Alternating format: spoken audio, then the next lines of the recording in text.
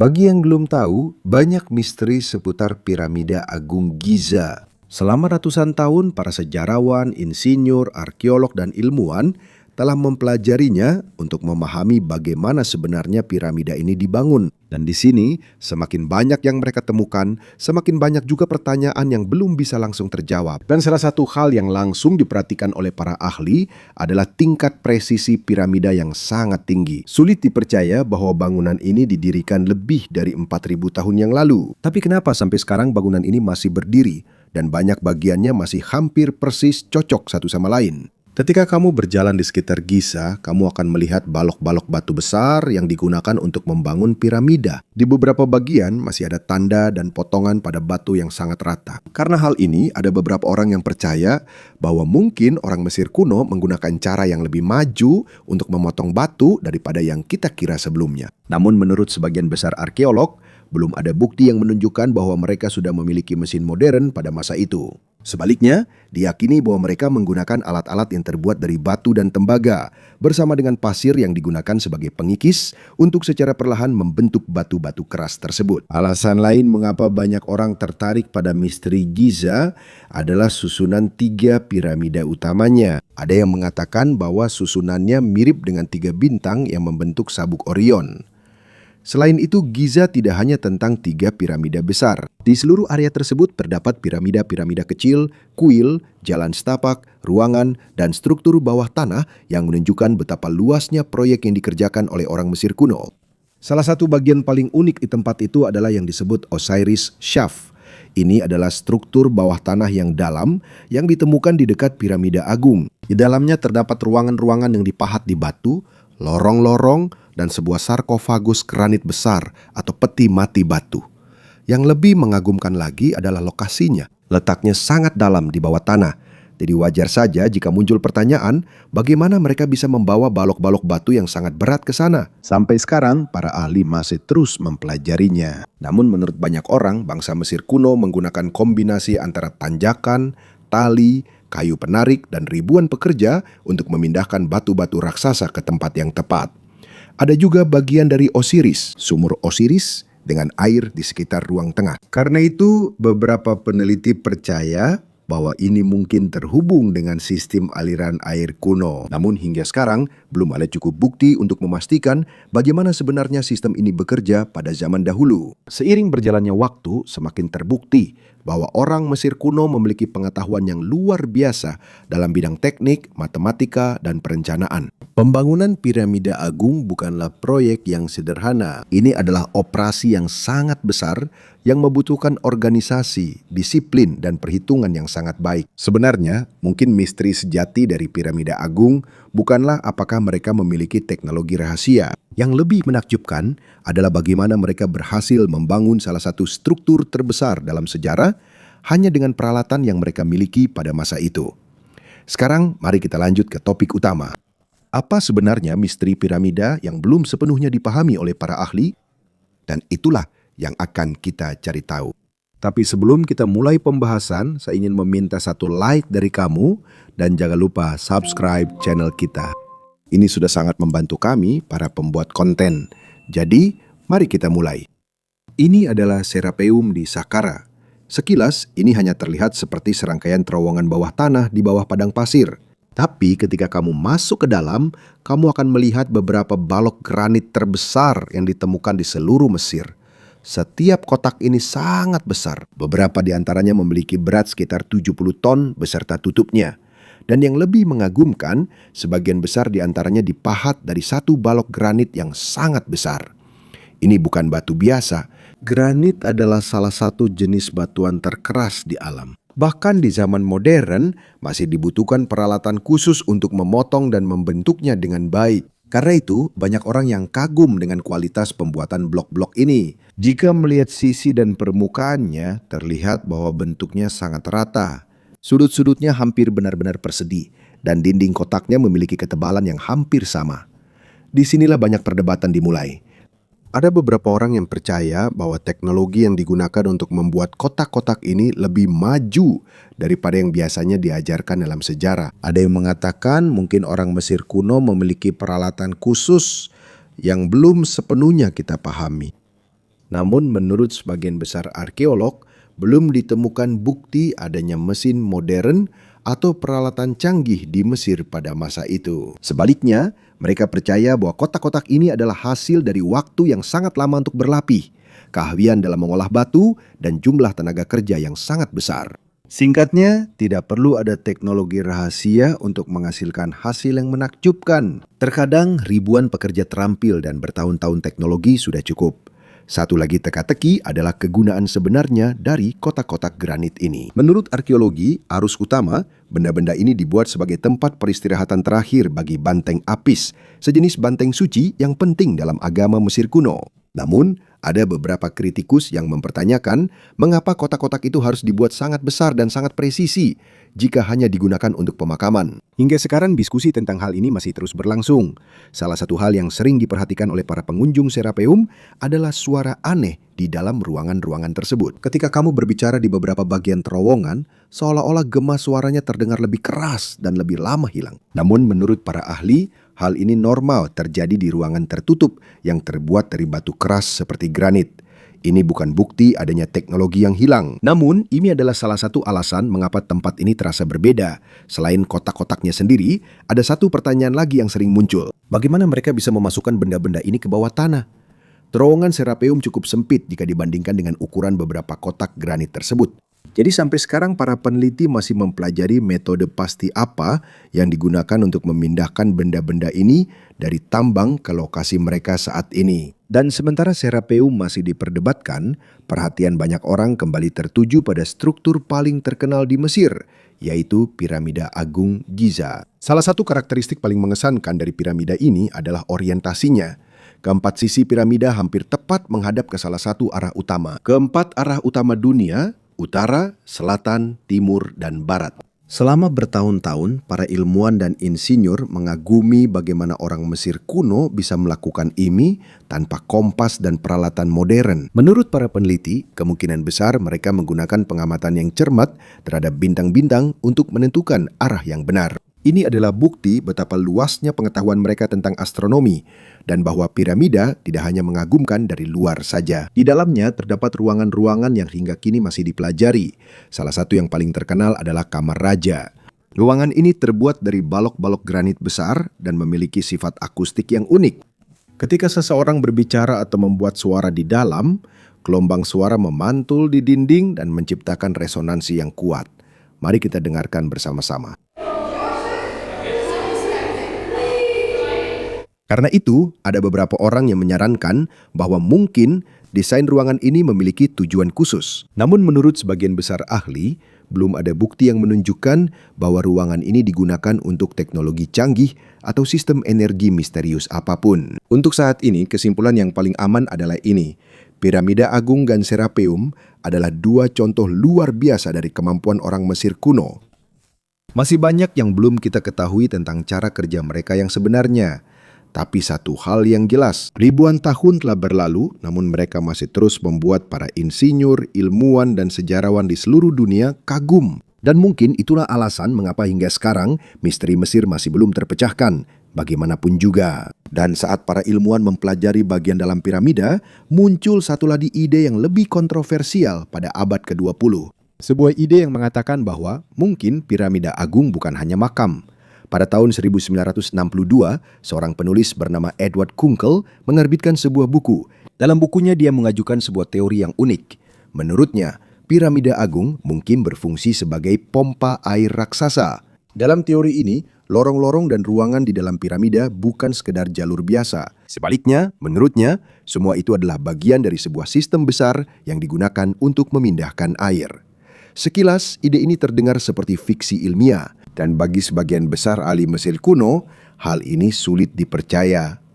Banyak pakar mengatakan tidak ada cukup bukti yang mendukung teori tersebut. Ada juga beberapa insinyur yang telah meneliti konsep ini dan mengatakan bahwa sulit untuk berfungsi berdasarkan desain yang dijelaskan dalam buku tersebut. Namun demikian, minat beberapa peneliti terhadap ide ini tidak sepenuhnya hilang. Beberapa orang mulai bertanya, jika piramida agung begitu besar, mengapa begitu banyak waktu, uang, dan tenaga yang dihabiskan untuk membangunnya? Menurut arkeologi arus utama, Jawabannya berkaitan dengan agama, kekuasaan, dan kepercayaan orang Mesir kuno tentang kehidupan setelah kematian. Bagi mereka, Fir'aun bukanlah pemimpin biasa. Ia adalah orang suci yang memiliki peran penting dalam kepercayaan mereka. Karena itu, tidak mengherankan jika mereka rela menghabiskan sumber daya yang sangat besar untuk membangun makam yang monumental. Namun bagi para pendukung teori alternatif, penjelasan itu masih belum cukup. Oleh karena itu, mereka terus mencari kemungkinan lain tentang kegunaan piramida. Disinilah muncul satu lagi tempat misterius di Mesir, yaitu Zawiyat El Ardian. Tempat ini adalah situs arkeologi yang terletak tidak jauh dari Giza. Di tempat ini, ditemukan lubang besar dan beberapa struktur granit yang aneh yang telah lama diteliti oleh para peneliti. Pada awal 1900-an, arkeolog Italia bernama Alessandro Barsanti melakukan penggalian di sana. Saat menggali tempat itu, dia menemukan balok-balok granit besar dan struktur lain yang tidak biasa dibandingkan dengan struktur pada umumnya. Salah satu penemuan yang paling menarik adalah sebuah bejana besar dari granit yang dibuat dengan sangat halus. Karena hal ini, berbagai spekulasi mulai muncul tentang kegunaan aslinya. Ada yang mengatakan bahwa benda ini adalah bagian dari sebuah ritual. Ada juga yang mengatakan bahwa benda ini terhubung dengan sebuah kompleks bawah tanah yang belum ditemukan. Dan ada juga yang mencoba mengaitkannya dengan teori-teori yang berhubungan dengan piramida agung. Namun penting untuk diingat bahwa sebagian besar ide-ide ini tetaplah spekulasi saja. Belum ada bukti kuat yang membuktikan bahwa tempat ini terhubung dengan teknologi canggih atau sistem energi misterius apapun. Satu lagi kejadian yang sering diceritakan tentang situs ini adalah terjadinya hujan deras saat penggalian sedang berlangsung. Menurut laporan lama, lubang besar itu penuh dengan air setelah badai. Beberapa jam kemudian tingkat airnya menurun. Karena hal ini, ada beberapa orang yang mencurigai. Mungkin ada lorong atau ruangan tersembunyi di bawah tanah. Tanahnya menyerap air. Namun sampai sekarang belum ada bukti yang jelas yang membuktikan apa sebenarnya penyebabnya. Mungkin itu hanya kebocoran air alami di bawah tanah. Mungkin ada retakan di batu. Atau mungkin ada penjelasan lain yang belum ditemukan. Dan disinilah cerita Mesir menjadi semakin menarik. Setiap misteri yang terjawab selalu muncul pertanyaan baru. Setiap penemuan baru selalu memunculkan perdebatan baru. Meski begitu, Perang Dunia Pertama pun tiba. Karena perang, banyak proyek arkeologi di Mesir terhenti dan tempat itu belum sepenuhnya diteliti. Kisah ini menjadi semakin misterius ketika Barsanti meninggal pada tahun 1917. Dan dalam dekade-dekade berikutnya, minat banyak peneliti terhadap tempat itu perlahan-lahan menghilang. Namun, cerita tidak berakhir di situ. Pada tahun 1960-an, minat beberapa peneliti terhadap Zawiyat El Ardian kembali muncul. Namun pada saat itu, tempat tersebut sudah menjadi bagian dari zona militer. Karena hal itu, akses para peneliti dan arkeolog menjadi terbatas. Hingga sekarang, masih banyak bagian dari situs tersebut yang belum banyak dipelajari dibandingkan dengan situs arkeologi lainnya di Mesir. Wajar saja jika berbagai teori mulai bermunculan. Ada beberapa yang mengatakan bahwa tempat itu mungkin terhubung dengan piramida agung. Ada juga yang percaya bahwa mungkin ada kompleks bawah tanah tersembunyi di bawahnya. Saat ini, sebagian besar hal tersebut masih tetap menjadi spekulasi saja. Bersamaan dengan misteri-misteri ini, ada satu lagi yang kontroversial, sebuah ide yang kembali populer dalam beberapa dekade terakhir. Ini adalah teori bahwa mungkin piramida agung bukan hanya sebuah makam. Ada penulis dan peneliti yang mengusulkan bahwa mungkin piramida itu memiliki fungsi lain pada zaman kuno. Salah satu ide yang paling terkenal adalah yang disebut teori pompa air. Menurut teori ini, beberapa ruangan dan lorong di dalam piramida agung mungkin merupakan bagian dari suatu sistem yang berhubungan dengan pergerakan air. Namun menurut arkeologi arus utama, belum ada bukti yang mendukung ide ini. Ide ini juga tidak diterima oleh sebagian besar Egiptolog. Meskipun demikian, hal ini tidak menghentikan beberapa insinyur untuk mempelajari konsep tersebut dengan pengetahuan mereka sendiri tentang hidrolika. Salah satunya adalah John Cadman, seorang insinyur kelautan yang menjadi tertarik pada teori ini setelah membaca sebuah buku lama tentang piramida agung pada akhir 1990-an. Sebagai ahli dalam pergerakan air dan sistem hidrolik, ia pun terpikir untuk mencoba apakah ide tersebut memang memungkinkan. Jadi, ia membuat berbagai model skala berdasarkan interpretasinya terhadap desain piramida. Model-model pertama tidak berhasil, ada yang bocor, ada yang rusak, ada yang tidak berfungsi sesuai harapannya. Namun ia tetap melanjutkan. Setelah beberapa percobaan, ia berhasil membuat model yang membuat air bergerak seperti yang ia harapkan. Bagi Catman, ini menunjukkan bahwa mungkin menggunakan desain serupa sebagai sistem penggerak air. Namun penting untuk memperjelas satu hal, sebuah eksperimen model yang berhasil tidak berarti itu benar-benar merupakan fungsi asli dari piramida agung. Berbeda antara sesuatu yang mungkin bisa berfungsi dan sesuatu yang benar-benar dilakukan. Inilah alasan mengapa sebagian besar ahli masih belum menerima teori pompa air sebagai penjelasan resmi. Saat Catman melanjutkan eksperimennya, dia memperhatikan efek aneh lainnya. Menurut pengamatannya, beberapa modelnya mengalami getaran atau denyutan. Saat air mengalir, disinilah bagian paling kontroversial dari teorinya dimulai. Dia menyarankan bahwa mungkin getaran-getaran ini memiliki peran yang lebih besar dalam desain piramida. Akhirnya, beberapa pendukung teori tersebut mengusulkan bahwa mungkin hal ini ada kaitannya dengan energi atau listrik. Namun pada titik ini, dukungan ilmiah terhadap ide tersebut semakin melemah. Belum ada bukti arkeologis yang menunjukkan bahwa piramida agung digunakan sebagai pembangkit listrik atau generator listrik. Tidak ada juga peralatan, kabel, atau teknologi apapun yang ditemukan yang dapat mendukung kesimpulan tersebut. Karena itu, sebagian besar sejarawan dan ilmuwan menganggapnya hanya sebagai teori spekulatif saja. Namun demikian, ada satu alasan mengapa hal ini masih terus dibicarakan.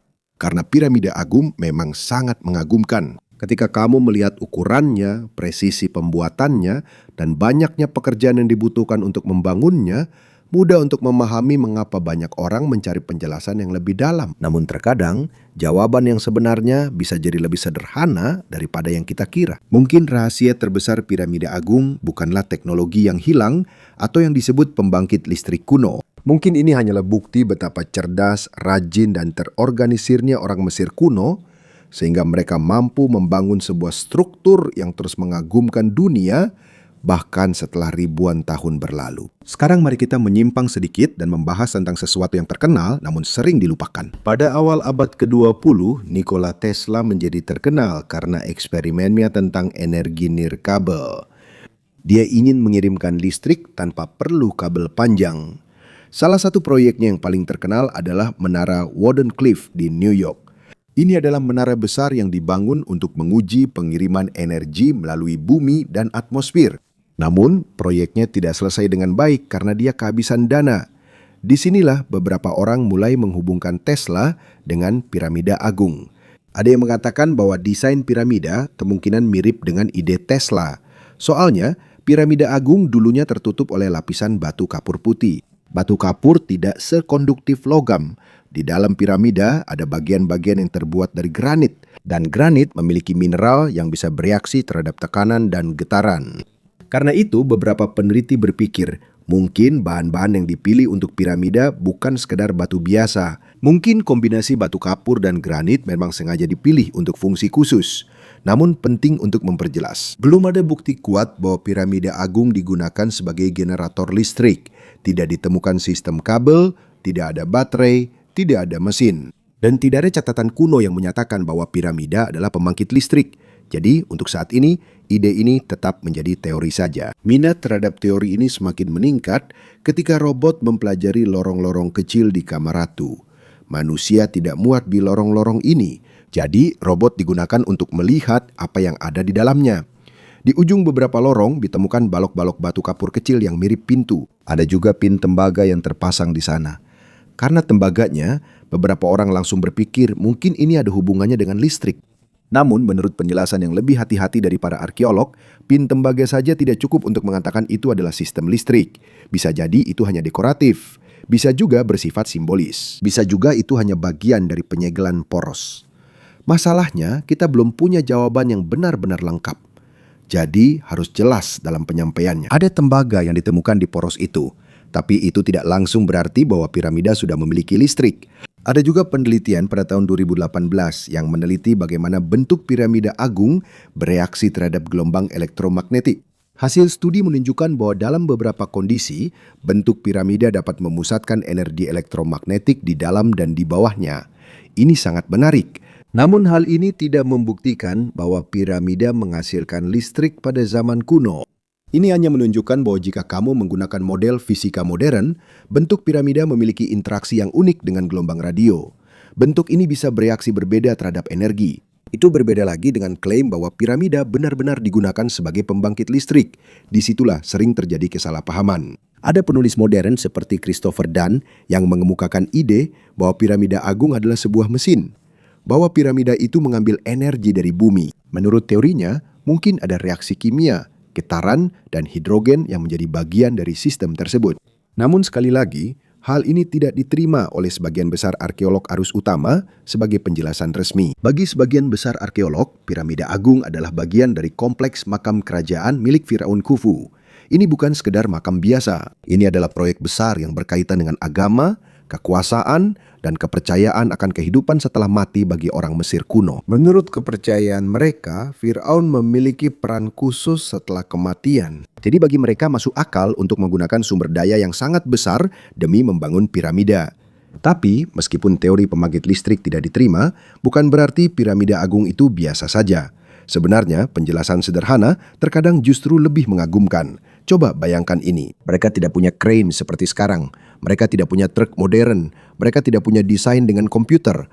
Tapi mereka berhasil memotong, memindahkan, dan menyusun. Dan menumpuk jutaan batu pada sebuah struktur raksasa yang masih berdiri sampai sekarang. Itulah misteri yang sebenarnya. Tidak perlu dibuat seolah-olah itu teknologi alien. Tidak perlu dibuat seolah-olah itu listrik kuno. Karena bahkan dengan bukti yang kita miliki sekarang, jelas bahwa perencanaan, organisasi, matematika, dan keterampilan teknik orang Mesir kuno sangatlah tinggi. Dan sementara ada teori-teori yang terus dicoba oleh orang lain, para ilmuwan dan arkeolog juga terus bekerja. Sekarang mereka sudah menggunakan robot, pemindaian bulan, radar, dan teknologi modern lainnya untuk melihat bagian-bagian piramida tanpa harus merusaknya. Jadi mungkin saja dalam beberapa tahun ke depan, kita akan menemukan ruang baru, jalur baru, atau penjelasan baru tentang cara sebenarnya pembangunan piramida ini. Tapi untuk saat ini, inilah jawaban yang paling seimbang. Ada fitur-fitur unik pada piramida agung. Masih ada pertanyaan-pertanyaan yang belum terjawab. Ada teori-teori yang membuat penasaran. Tapi belum ada cukup bukti bahwa ini adalah pembangkit listrik kuno. Yang pasti, piramida agung adalah salah satu bukti terkuat bahwa orang Mesir kuno bukanlah orang biasa yang hanya menumpuk batu. Mereka adalah perencana, mereka adalah pembangun, mereka adalah pengamat bintang. Dan mereka memiliki kemampuan untuk membangun sebuah struktur yang bahkan dunia modern pun masih kesulitan untuk sepenuhnya menjelaskannya. Jadi mungkin misteri sejati dari piramida agung bukanlah apakah itu bisa menghasilkan listrik. Misteri sejatinya adalah bagaimana manusia bisa membangunnya ribuan tahun yang lalu. Sesuatu yang hingga kini masih membuat seluruh dunia bertanya-tanya, akan dipelajari.